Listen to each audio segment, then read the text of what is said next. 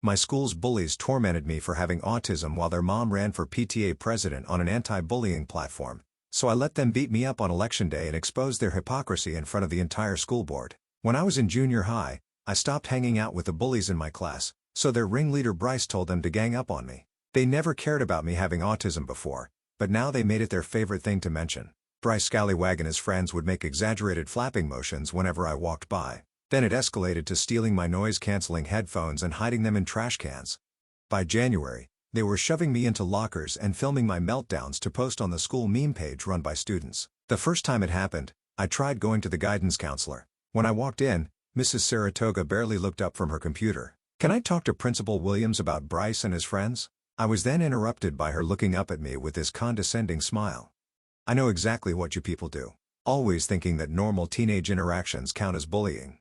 Always looking for attention." I swear I thought she was pranking me, but then she handed me a brochure for communication skills and went back to filing her nails. I smiled because I had an ace up my sleeve. Principal Williams was my dad, but her dismissal made me realize something. If the guidance counselor wouldn't believe me without proof, maybe my dad wouldn't either. He was always so careful about showing favoritism at school. That's when I hatched my plan. I started crying more visibly when they pushed me. I ate lunch alone in predictable spots where they could corner me. I accidentally walked down empty hallways when I knew they'd be there. I documented everything in a password-protected folder on my phone. Screenshots of the meme page, blurry recordings when I could manage it. Bryce got bolder. He went from shoving to actual punches. His sister Kayla would hold my arms while he practices boxing moves on my stomach. His best friend Connor liked to dump my backpack in the toilet. They thought I was too scared and weak to tell anyone. But after a few weeks, I finally had enough evidence to tell my dad. That night, I felt like a kid waiting for Christmas morning because I knew my dad would destroy them. I woke up before my alarm and strolled downstairs with a confidence I'd never felt before. My dad was already there, making pancakes with smiley faces like he used to when I was little. I sat down with a huge smile. "Hey, kiddo," he exclaimed. "I have something that I've been keeping from you," he said, flipping a pancake. "I'm in the process of retiring, and it should kick into place soon. They're making the announcement at school today." My fork stopped halfway to my mouth. He continued, practically bouncing with excitement. "With the retirement package, we can finally afford that Disney cruise you've always wanted. 7 whole days, just our family." I forced myself to smile and squeal about the cruise while my stomach dropped. Without Dad as principal, I had no nuclear option. My evidence meant nothing if he couldn't do anything about it. At school that day, I sat in the bathroom trying not to panic. Then I overheard Bryce and his friend talking by the sinks. "My mom's totally going to win the school board election. Her whole platform is about stopping bullying. She even got that news station to interview her." That's when clicked. Mrs. Scallywag, Bryce's mom, was running for PTA president on an anti-bullying platform. The irony was so perfect, I almost laughed. The election was in 3 days. I spent those days being extra pathetic, extra vulnerable. On election day, I waited by the gym after school, knowing they always went there to vape. When Bryce saw me alone, his eyes lit up. "Look who's asking for it," he said, cracking his knuckles. Connor and 2 other guys formed a circle around me. I didn't fight back. Not when Bryce's fist connected with my eye. Not when Connor kicked my ribs. Not when they took turns seeing who could leave the biggest bruise. Instead, curled up and took it with a chaotic excitement pumping through my veins. They left me there when they got bored. I waited 10 minutes before limping towards the auditorium. My face was swelling. My ribs screamed with each breath, but I had a huge smile on my face. The whispers started immediately. People pointed at my black eye. Someone gasped. I walked straight to the front where the current board member sat. "Mrs. Scallywag says she'll protect kids like me," I said loudly enough for everyone to hear. "But her children, Bryce and Kayla, did this to me yesterday. Your son beat the crap out of me, Mrs. Scallywag." The auditorium erupted. Parents started talking over each other. Some people pulled out their phones, probably texting other parents or maybe even recording. Mrs. Henderson's face went from campaign smile to pure shock in about 2 seconds. Her perfectly applied lipstick suddenly looked garish against her pale face. She stood up immediately and accused me of lying and being dramatic. Her voice went shrill. She pointed out that kids with autism often misinterpret social situations. She actually said we don't understand social cues properly. Several parents murmured agreement. I could hear them whispering about how I probably just fell or something. One dad said kids these days are too sensitive. The assembly moderator, an older man with kind eyes, suggested postponing the election, but Mrs. Henderson insisted on proceeding. She said these were baseless accusations from a troubled student. She actually used air quotes when she said troubled. Her campaign manager whispered urgently in her ear, but she waved him off. I tried to show my phone evidence, but realized the school meme page had been deleted. My heart sank. I still had some screenshots, but they looked less convincing without the original source. My hands were shaking as I scrolled through my photos, trying to find the clearest ones. The screen was cracked from when Vincent had knocked it out of my hands last week. Mrs. Henderson won the election, though by a smaller margin than expected. She got like 60% instead of the landslide everyone predicted. I stood there watching her give her victory speech about protecting all students while my eye throbbed. She thanked everyone for their trust and promised to make our school the safest in the district. Behind her, I could see Nicholas in the crowd smirking at me. He made a subtle punching motion with his fist. The message was clear. This wasn't over. The next day at school was worse than I expected. Nicholas had already spread his version of events to everyone who would listen. He told people I was obsessed with him and had been following him around for weeks. He said, I threw myself down the stairs behind the gym to frame him because he rejected me last year. The worst part was some kids actually believed it. I walked into first period and conversation stopped mid-sentence. People stared at my black eye like it was contagious. Alan, who usually let me copy his math notes, moved his desk away from mine with a scraping sound that seemed to echo through the room. I sat there trying to focus on algebra while whispers buzzed around me like angry wasps. Between classes, Sophia cornered me by my locker with 3 of her friends forming a semicircle around me. She got right in my face and told me I was pathetic. She said everyone knew I was just trying to get attention because nobody wanted to be my friend. Her breath smelled like mint gum and malice. One of her friends recorded the whole thing on her phone, probably hoping I'd have another meltdown they could post somewhere. I kept my head down and tried to get through the day. At lunch, I headed to my usual spot in the library, but found Nicholas and Vincent already there. Sprawled across the chairs I normally used, they were talking loudly about how some people hurt themselves for attention. Vincent mentioned he'd seen a documentary about people who gave themselves bruises. They kept glancing at me and laughing. The librarian, Mrs. Chen, just shushed them half-heartedly and went back to her computer. I ended up eating in a bathroom stall again. My sandwich tasted like cardboard and defeat. While I sat there, I heard 2 girls come in talking about the assembly. One said her mom thought I seemed really hurt. The other said her dad told her to stay away from me because I was clearly unstable. That word, unstable, echoed in my head for the rest of the day. After school, I found a note in my locker from Catherine, my only real friend. It said she needed to talk to me. My heart lifted for about 2 seconds until I read the rest. She wrote that her parents didn't want her hanging out with me anymore. They thought I was becoming a bad influence. She said she was sorry, but she had to listen to them. The note was written in purple gel pen, the same one I'd given her for her birthday. I crumpled the note and threw it in the trash. Then I fished it out because I'm apparently a masochist who likes to reread painful things. I walked home alone, taking the long way to avoid Nicholas's usual route. My ribs still hurt with every step, a sharp reminder of yesterday's attack. At home, I found my parents in kitchen having a tense conversation. They stopped talking when I walked in, which is never a good sign. My mom was supposed to be traveling for work, but she was sitting at the kitchen table with her laptop closed. My dad looked tired, like he'd aged 5 years overnight. He told me Mrs. Kendall had called. She was concerned about my mental health and suggested I might benefit from a different educational environment. She'd used phrases like emotional disturbance and inability to cope with normal peer interactions. My mom's jaw was clenched so tight, I thought she might crack a tooth. My dad explained that the superintendent had already called him too. He reminded my dad that he needed to stay neutral during his transition period or he could lose his pension. 20 years of service and they were holding his retirement money hostage. My dad's hands shook as he told me this. He'd worked so hard for our family's future and now he was trapped. My mom had to leave for her work trip the next morning.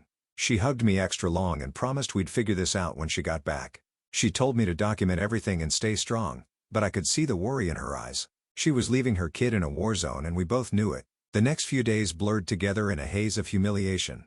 Nicholas had refined his story. Now he was telling everyone I'd been stalking him since 7th grade. He showed people old yearbook photos where I happened to be in the background as proof. He claimed I'd been following him to the gym for weeks, watching him work out.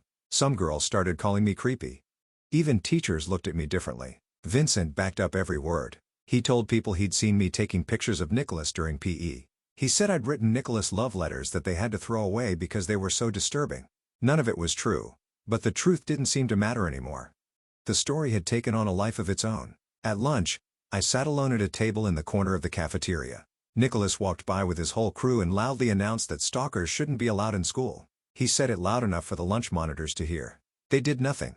One of them actually nodded like he had a point. Mrs. Henderson implemented her first school board initiative that week. She created a peer mediation program for students with behavioral issues. Guess who got named as a peer counselor? Nicholas, of course. And guess who got assigned to mandatory sessions? Me, obviously. The irony was so thick you could cut it with a knife. I had to sit in a small room with Nicholas twice a week while he documented my progress. He'd ask me why I felt the need to lie about other students. He'd suggest I had trouble distinguishing reality from fantasy. He wrote everything down in this official-looking notebook. I wanted to grab it and rip it to shreds, but that would just prove his point about my anger issues. My grades started slipping. How was I supposed to focus on the Revolutionary War when I was living through my own personal battle? My English teacher, Mr. Rodriguez, asked if everything was okay at home. I almost laughed. Home was the only place that was okay. School had become my own personal nightmare. My younger brother, Noel, mentioned something interesting at dinner one night. He said Nicholas had been bragging on Xbox Live about teaching someone a lesson. Noel had been playing Fortnite with his friends when Nicholas joined their party chat. Nicholas didn't know Noel was my brother. Different last names because Noel took our stepdad's name. Noel had recorded some of it on his phone. The audio was muffled and hard to understand, but you could hear Nicholas laughing about making someone cry. You could hear Vincent in the background saying something about lockers. It wasn't exactly a smoking firearm, but it was something. Noel transferred the file to my phone, proud to help his big sister. One day after peer mediation, Harper approached me in the hallway. Harper had been part of Nicholas's group, but always seemed uncomfortable with their crueler pranks. They looked around nervously before telling me they were sorry. They said they knew what really happened behind the gym. They'd seen the whole thing from the window of the weight room. My heart raced. Finally, someone who could back up my story. But then Harper shook their head. They said they couldn't say anything publicly. Their parents were friends with the Hendersons. Their dad worked for Nicholas's uncle. If they spoke up, their whole family would suffer. They apologized again and walked away, leaving me more frustrated than ever. The peer mediation sessions got worse. Nicholas started bringing in evidence of my supposed obsession. He had a photo of me at the mall that his sister took, claiming I was following them. Really, I'd been there with my mom buying school supplies. He had a screenshot of me viewing his Instagram profile. Like that was some kind of crime. Everyone looked at everyone's profiles. He documented me as uncooperative when I refused to admit to stalking him. He wrote that I showed signs of delusional thinking when I maintained my version of events. The notebook was filling up with his lies, and there was nothing I could do about it. Mrs. Henderson would review these notes at the end of the month. My bruises healed, fading from purple to green to yellow before disappearing completely. Without visible evidence, people started believing Nicholas's version more and more. Even some teachers seemed to avoid me now. Miss Martinez, who used to chat with me about books, now just nodded politely and kept walking. Mr. Thompson moved my seat in chemistry, claiming it was for a new seating chart, but I ended up isolated in the back corner. The school felt smaller every day. Places I used to feel safe became danger zones. The library, the art room, even the guidance office, though that had never really been safe. I started mapping out routes that would minimize contact with Nicholas's group. I became an expert at disappearing, at being invisible. Then Mrs. Henderson scheduled a school board meeting about implementing stricter policies for students who make false accusations. The flyer she sent home might as well have had my picture on it. She wanted to create consequences for students who wrongly accused others of bullying. She called it protecting innocent students from malicious lies. My mom finally returned from her work trip. She took one look at me and knew things had gotten worse. I'd lost weight. I wasn't sleeping well. I'd started pulling out my eyebrow hairs, an old nervous habit I thought I'd outgrown. She sat on my bed and held me while I told her everything. Every humiliation, every lie, every moment of feeling completely powerless. She believed me. Without question, without doubt, she believed me. She said we were going to fix this. She had that look she got when she was solving a problem at work. Focused and determined. She asked to see all my evidence. We spent hours going through my phone, organizing everything I'd saved. That's when she noticed something I'd missed. Sophia had posted Instagram stories from the day of the beating. She was one of those kids who documented every moment of her life. In the background of one video, you could see me walking toward the gym alone. The timestamp proved I'd been there first, contradicting Nicholas's stalking story. My mom started digging deeper. She found a Snapchat from Vincent that he thought had disappeared. His friend Remy had screenshotted it before it vanished. It showed Vincent's knuckles with the caption "Got him good" and a laughing emoji. The timestamp matched the day I'd been struck. Remy's mom worked with mine and had mentioned her son was worried about something at school. We also discovered that 3 other students had been targeted by Nicholas's group over the past year. My mom reached out to their parents carefully, not wanting to spook them. 2 were too scared to get involved, but one mom, Gloria, said her daughter Samantha had been keeping a diary about the harassment. She'd been too scared to come forward after seeing what happened to me. My mom compiled everything into a presentation. She was methodical about it, creating a timeline with evidence for each point. She included the social media posts, the audio recording from Noel, statements from Samantha's diary with permission. She even found old disciplinary records showing Nicholas had been in trouble for bullying in elementary school before his mom joined the school board. The night before the next school board meeting, I couldn't sleep. I kept running through all the ways it could go wrong. What if they didn't believe us? What if Mrs. Henderson convinced them I was just a troubled kid making things up? What if this made everything worse? My dad sat with me at the kitchen table at 2 a.m., making hot chocolate with extra marshmallows. He couldn't say much because of his position, but he told me he was proud of me. He said standing up to bullies was the hardest thing a person could do. He said sometimes the system fails us, but that doesn't mean we stop fighting. His words helped, but the fear remained. The next morning, I put on my nicest clothes. My mom said looking presentable mattered, even though it shouldn't. We arrived at the school board meeting early. The same auditorium where I'd shown up struck and bloody now felt like a courtroom where I was both victim and defendant. Mrs. Henderson was already there, surrounded by her supporters. She wore a navy suit and her campaign smile. When she saw us, her expression flickered for just a moment before returning to that practiced pleasantness. Nicholas sat in the front row looking confident. He actually winked at me. The meeting started with regular business, budget reports, curriculum updates, things that seemed insignificant compared to what we were there for. Finally, it was time for public comments. My mom stood up first. She introduced herself professionally and asked to present evidence regarding ongoing bullying at the school. Mrs. Henderson immediately objected. She said this was a matter that should be handled through proper channels, not at a public meeting. She reminded everyone that false accusations could ruin innocent children's lives. Several parents nodded in agreement. I could feel the room's opinion already tilting against us, but my mom persisted.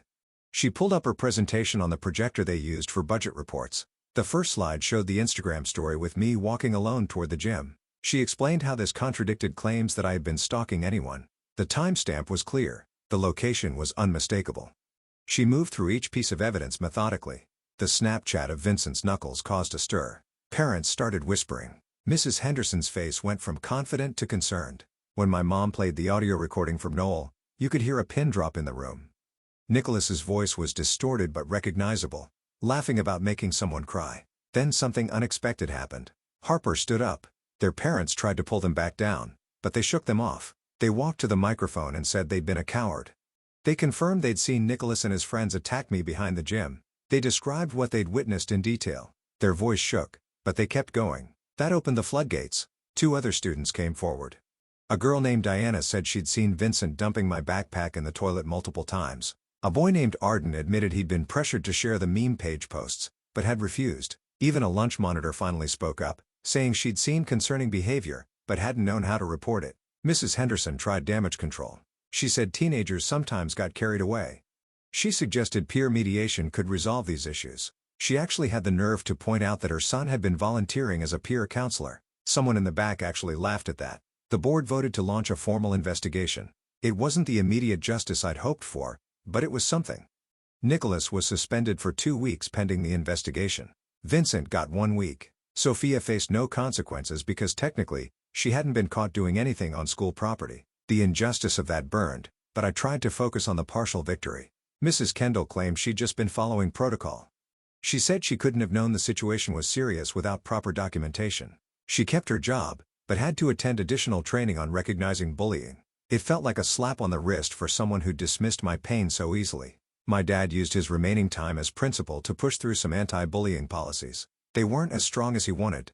The board watered them down significantly, but they included mandatory reporting procedures and consequences for staff who ignored bullying reports. It was his last act as principal, and I could see how much he wished he could do more. The investigation concluded that Nicholas had indeed engaged in bullying behavior. His permanent record would reflect this. He had to attend counseling and perform community service, but he remained at school. I'd see him in the hallways, more careful now, but still smirking when teachers weren't looking. Vincent transferred to a private school. His parents decided a fresh start was best. The Hendersons kept their social standing in the community. Mrs. Henderson remained on the school board. She pivoted her platform to focus on restorative justice and second chances. She gave interviews about how her family had learned and grown from the experience. Local news ate it up. The reformed bully's mom teaching others about compassion. My family made the decision to transfer me to Riverside High across town.